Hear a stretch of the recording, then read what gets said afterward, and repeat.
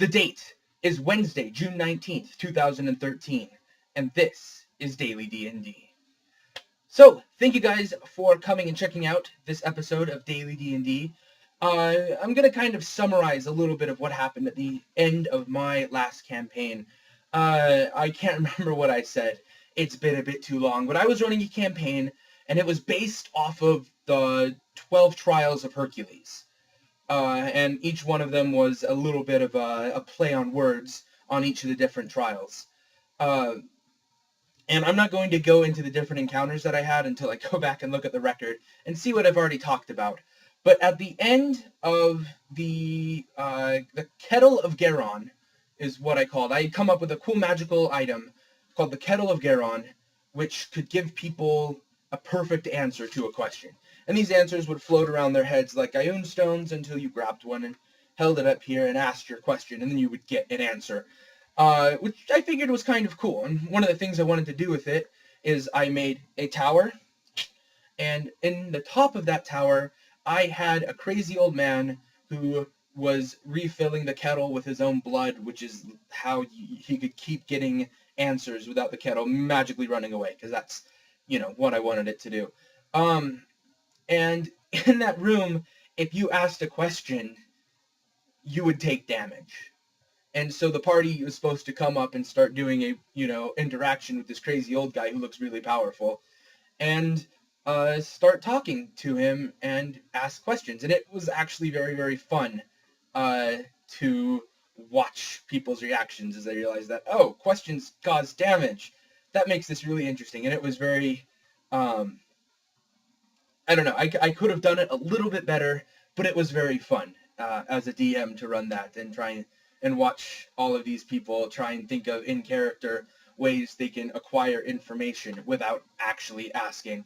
But on the way up this tower, I had, a simple monster spell thing that summoned spiders that fell on people as, just part of the encounter. And that's, just a basic monster thing. That'll be more important later. When we are up in the... when everyone was up, the old man brewed a special thing of tea and everybody acquired an answer when they partook of the tea. And there was this one character, I probably complained about him before. He was playing a Dragonborn, and he, he grabbed his answer and asked something along the lines of, how can we get the kettle? And I wrote down on a note card, something along the lines of, you have to, I gave 3 options, one of which was for the old man to die. And he got this paper, chuckled to himself, and wrote a note to my sister's assassin, asking if she would be able to kill the old man without the party's paladin being able to notice. And her response was, I don't know, let me find out, effectively.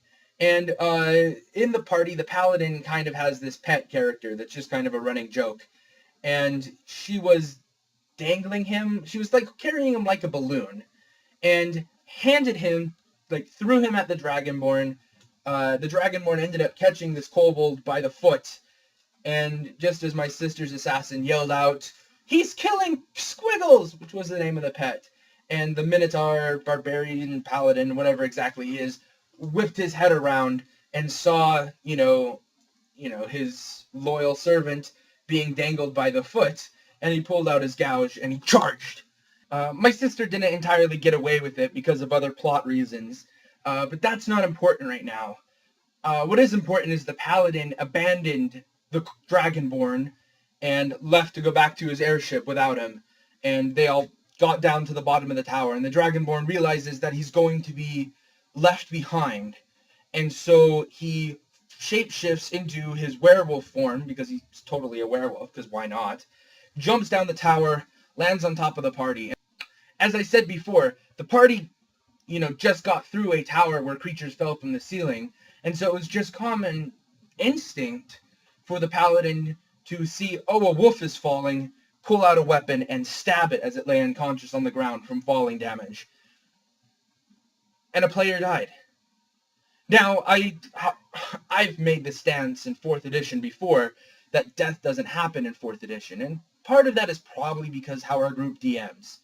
But I had a character die, and it was my first character death as a DM. And there were a lot of things that I could have done to stop it, but it was entirely player and player, and the guy was acting really stupid, and the party was reacting like they should have. And so I didn't stop that from happening. And it was a really interesting experience, and one that I think is an important lesson that DMs can learn, is that the point behind D&D is for us to have fun. It is not the DM's story. The DM's story, helps, it gives everybody a purpose to being there, but really the big important thing is the interaction of the player characters. It depends on your group about which is more important. Depends how strong you are as a DM, how strong the players are. But in the end, it's the interactions between people, whether that's the DM and the players, or the players themselves, and the characters that all of those people control.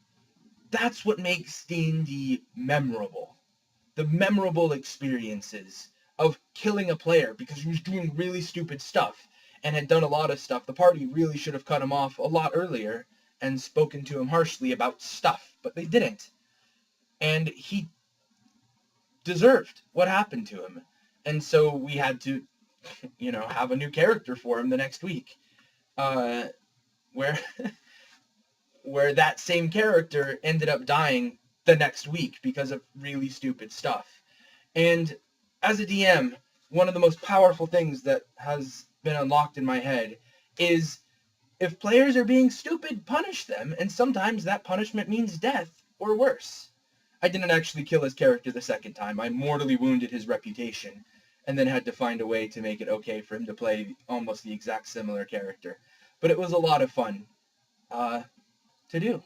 So, yeah, that's my experience at the end. It wasn't quite the end of that campaign. It was the second to last big encounter. Tomorrow we'll talk about the ending of that campaign. But until then, my name is Mamnat Wankow. This has been your daily dose of D&D. You guys stay online. I will see you next time.